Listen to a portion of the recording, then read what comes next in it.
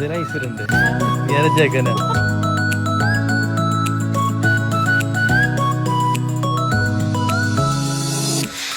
Hello, വാണ്ടർലെസ് കപ്പിളിന്റെ ഏറ്റവും ആദ്യത്തെ വീഡിയോയിലേക്ക് ഏവർക്കും സ്വാഗതം. എറണാകുളത്ത് നിന്ന് ഒറ്റ ദിവസം കൊണ്ട് പോയിട്ട് വരാൻ പറ്റുന്ന അധികം ആർക്കും അറിയാത്ത ഒരു സ്പോട്ടിലേക്കാണ് ഇന്ന് ഞങ്ങളുടെ യാത്ര. കോഴിക്കോട് പേരാമ്പ്രയ്ക്കടുത്തുള്ള ജാനകിക്കാടും അതിനോടൊപ്പം തന്നെ ഒരു ബോണസ് സ്പോട്ടും കൂടിയുണ്ട് കേട്ടോ. അത് വഴിയെ പറയാം. ഞങ്ങൾ രാവിലെ 7 മണിക്കാണ് എറണാകുളത്ത് നിന്ന് സ്റ്റാർട്ട് ചെയ്തത് കേട്ടോ. പക്ഷെ കുറച്ചുകൂടി നേരത്തെ ഇറങ്ങുന്നതാണ് നല്ലത്. എന്നാലേ നമുക്ക് കുറച്ചധികം സമയം ഈ ലൊക്കേഷനിലൊക്കെ സ്പെൻഡ് ചെയ്യാൻ പറ്റുള്ളൂ. ഒരു 9:30 തൃശ്ശൂർ ഏരിയ എത്തി. തൃശ്ശൂർ വന്നിട്ടാണ് ബ്രേക്ക്ഫാസ്റ്റ് കഴിക്കുന്നത്.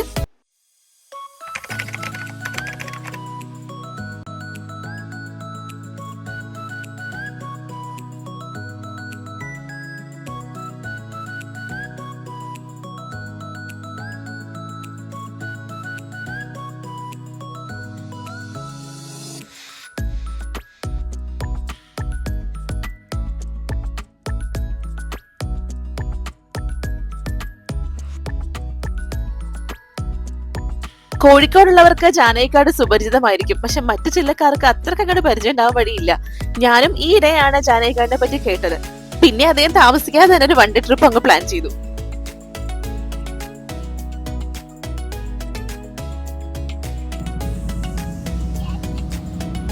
ഉച്ചയ്ക്ക് 1:30 ഞങ്ങൾ കോഴിക്കോട് എത്തി. കോഴിക്കോട് നിന്ന് വീണ്ടും ഒരു 50 കിലോമീറ്ററോളം പോകാനുണ്ട് ജാനകിക്കാടിലേക്ക്. എന്തായാലും ഫുഡ് കഴിച്ചിട്ടാണ് ഇനി ബാക്കി യാത്ര. കോഴിക്കോടൻ ബിരിയാണി ലക്ഷ്യമിട്ടിട്ടുണ്ടായിരുന്നു. നേരെ പാരഗൺ ഹോട്ടലിൽ എത്തി. പക്ഷെ അസാധ്യ തിരക്ക്. അങ്ങോട്ട് അടുക്കാനേ പറ്റില്ലെന്ന് മനസ്സിലായപ്പോൾ തൽക്കാലത്തേക്ക് ആ ഉദ്യമം ഞങ്ങൾ വേണ്ടെന്ന് വെച്ചു. പിന്നെ കുറച്ചുകൂടി മുന്നോട്ട് പോയതിനു ശേഷമാണ് നമുക്ക് ഉച്ചഭക്ഷണം കഴിക്കാൻ പറ്റിയത്.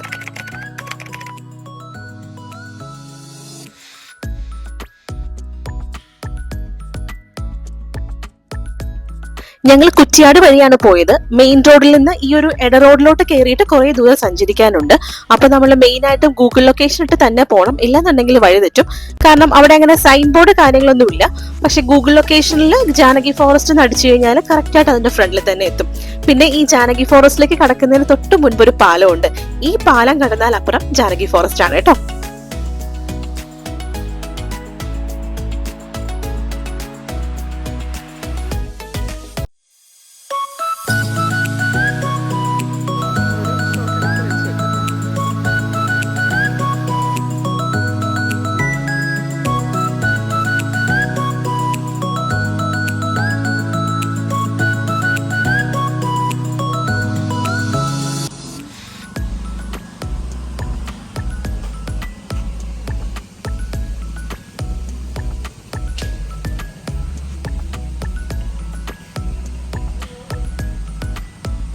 ഗേറ്റ് കടന്ന് ചെല്ലുമ്പോൾ തന്നെ ടിക്കറ്റ് കൗണ്ടർ കാണാം.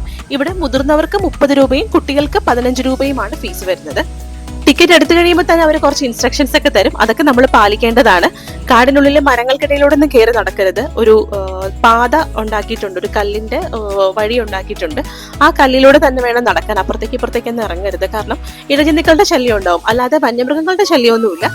കുട്ടികളെയൊക്കെ നമ്മുടെ കൂടെ തന്നെ നടത്തുക. വഴിതെറ്റി ആ കാട്ടിലേക്കൊന്നും കയറി പോകാനായിട്ട് ഇടവരുത്തരുത്. അങ്ങനെയുള്ള കാര്യങ്ങളെല്ലാം നമ്മൾ അവർ പറയുന്ന പോലെ തന്നെ ശ്രദ്ധിക്കണം. നടക്കാൻ തുടങ്ങി കഴിഞ്ഞാൽ പിന്നെ നമ്മൾ വേറൊരു ലോകത്തെത്തിയ പോലെ ഉണ്ടാവും കേട്ടോ. കൊടും കാടിനുള്ളിലൂടെ നടക്കുന്ന പോലെ ഉണ്ടാവും. പിന്നെ ഇടയ്ക്കിടയ്ക്ക് അവിടെ ഒരു സീറ്റിംഗ് അറേഞ്ച്മെന്റ് ചെയ്തിട്ടുണ്ട്. കാരണം ആളുകൾക്കൊന്ന് ക്ഷീണിച്ചു കഴിഞ്ഞ് ഇരിക്കാനായിട്ട് ഓരോരോ 100 മീറ്ററിലൊക്കെ ഇടവിട്ടിട്ട് സീറ്റ് കൊടുത്തിട്ടുണ്ട്. സൈഡിലൂടെ പോകുമ്പോൾ ഈ പുഴ ഒഴുകുന്നത് കാണാൻ ഒരു പ്രത്യേക ഭംഗിയാണ്. ഭയങ്കര കുത്തൊഴുക്കാണ്. ഇതൊരു ഡാമിൽ നിന്നുള്ള വെള്ളമാണ്. അതുകൊണ്ട് തന്നെ ഇടയ്ക്ക് നമുക്കിത് കൂടാൻ ചാൻസ് ഉണ്ട്. സോ നമ്മൾ പുഴയിലേക്കൊന്നും ഇറങ്ങാതെ പ്രത്യേകം ശ്രദ്ധിക്കണം.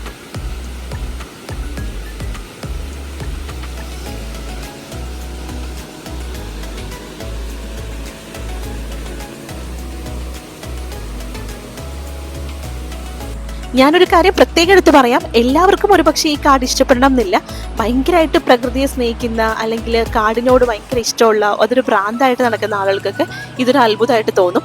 കാരണം ചുറ്റോട് ചുറ്റും കാടാണ്. അതിനൊപ്പം കിളികളുടെ ശബ്ദം കേൾക്കാം. സൺലൈറ്റ് വളരെ കുറച്ചേ ഇറങ്ങി വരുള്ളൂ. തൊട്ടടുത്ത് പുഴയുടെ ശബ്ദം കേൾക്കാം. അതൊക്കെ ആസ്വദിക്കാൻ പറ്റുന്നവർക്ക് ഇത് ശരിക്കും പറഞ്ഞ ഒരു സ്വർഗം തന്നെയായിരിക്കും.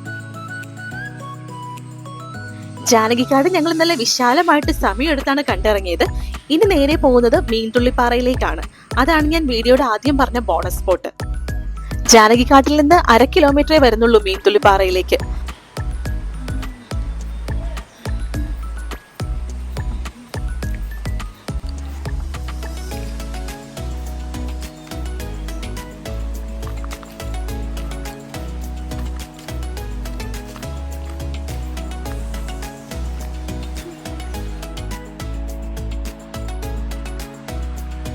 ഈ ഭാഗം കാണുമ്പോ ഒരു സൂപ്പർ ഹിറ്റ് ലാലേട്ടൻ മൂവിയുടെ ഓർമ്മ വരുന്നുണ്ട് കേട്ടോ. ഏത് മൂവിയാന്ന് മനസ്സിലായവരൊന്ന് കമന്റ് ചെയ്തേക്കണേ.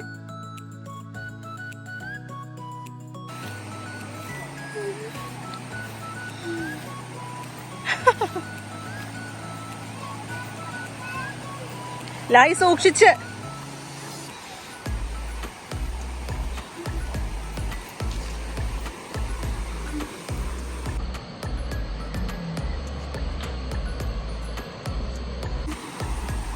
ലാഹി വെയിറ്റ് വെയിറ്റ്.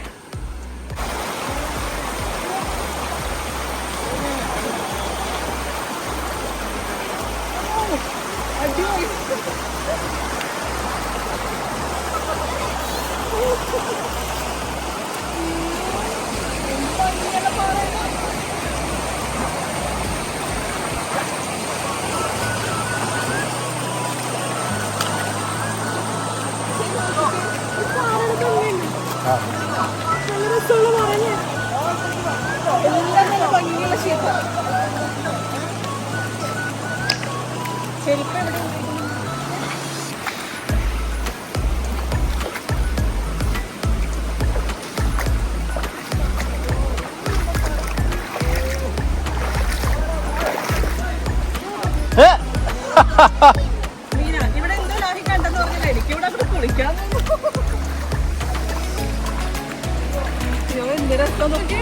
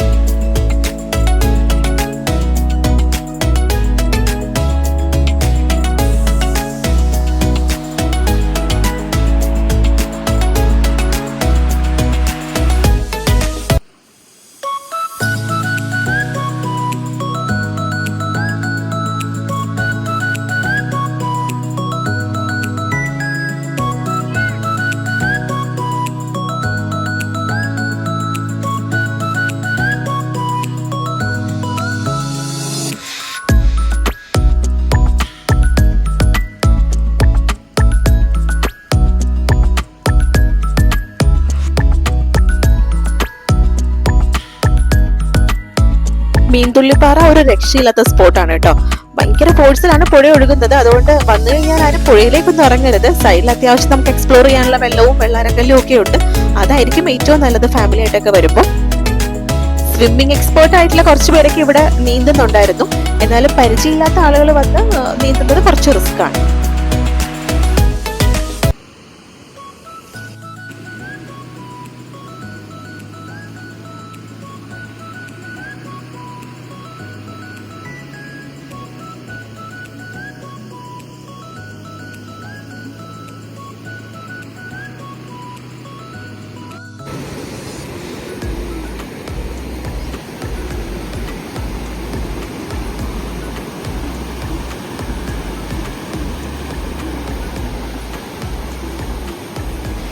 ഈവനിങ് ഒരു 5:30 മണി വരെ ഞങ്ങൾ ഇവിടെ അത്യാവശ്യം എൻജോയ് ചെയ്തു. അതിനുശേഷം എറണാകുളത്തേക്ക് തിരിക്കുവാണ്. 4-5 മണിക്കൂർ യാത്രയുണ്ട് ഇനി. പോരും വഴി ഇതാ ഇവിടെ വീടിനോട് ചേർന്നൊരു പാറക്കുളം കണ്ടപ്പോൾ ഒന്ന് വണ്ടി നിർത്തിയതാണ്. വാഴത്തോട്ടവും എല്ലാം ഉണ്ട്, പക്ഷെ പാറ സൈഡിൽ മതിൽ പോലെ നിൽക്കുന്നുണ്ട്. അപ്പോൾ സാധാരണ കാണാത്തൊരു കാഴ്ച ആയതുകൊണ്ട് ഞാനൊന്ന് ഇറങ്ങി നോക്കിയതാ. എല്ലാവർക്കും ഭയങ്കര ദാഹം ഉണ്ട് കേട്ടോ, കാരണം കയ്യിലുണ്ടായിരുന്ന വെള്ളമൊക്കെ തീർന്നു. ഇനി ഒരു നാരങ്ങ വെള്ളം, ഒരു സർബത്ത് എന്തെങ്കിലും ഒന്ന് കിട്ടിയാൽ കൊള്ളാന്ന് ആലോചിച്ചിരിക്കുമ്പോഴാണ് ഈ ഒരു കുഞ്ഞി കട കണ്ടത്. ശരിക്കും ഒരു ഗ്രാമീണ പ്രദേശത്തുള്ളൊരു കടയാണ്. നമ്മളുടെ എറണാകുളത്ത് ഇപ്പൊ ഇങ്ങനത്തെ കടകളൊന്നും കാണാനില്ല. ഭയങ്കര എന്താ പറയുന്ന ഒരു നാട്ടുപുറത്തെ കട. നല്ല രസമുള്ള ഒരു ആംബിയൻസ് ആയിരുന്നു അവിടെ.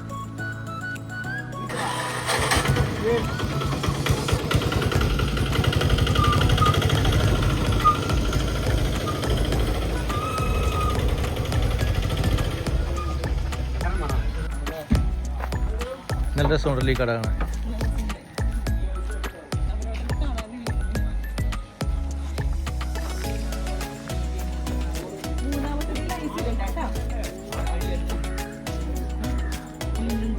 മൂന്നാമത്തെ ഐസിലുണ്ട്. നീ അരച്ചേക്കനാ.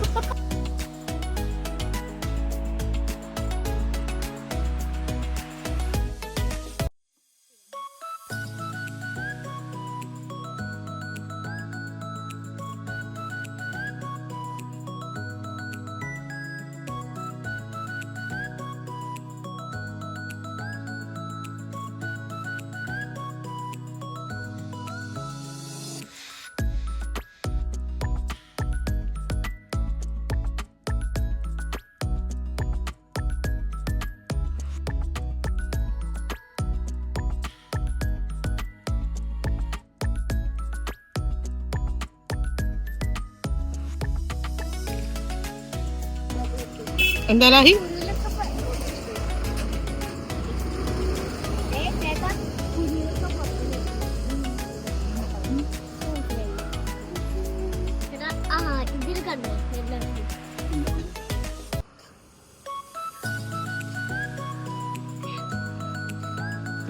എന്തൊരു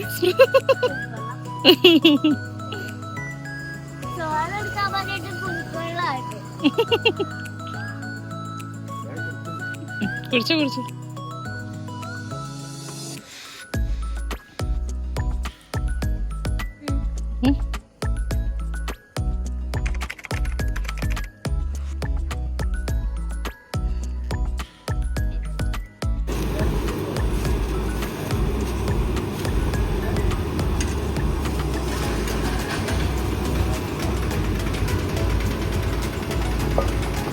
നാരങ്ങോലൊക്കെ കഴിച്ച് മുന്നോട്ട് നടക്കുമ്പോഴത്തേക്കും വേറൊരു സ്നാക്സ് കട കണ്ടു കേട്ടോ.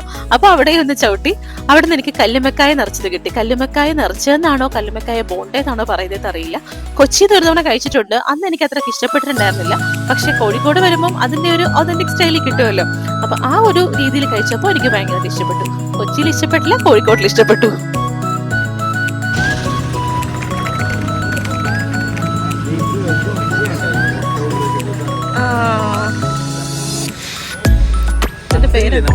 ഓ, നമ്മുടെ നോർമൽ പത്രിയില് മുട്ട ഉള്ളിൽ വെച്ചേ.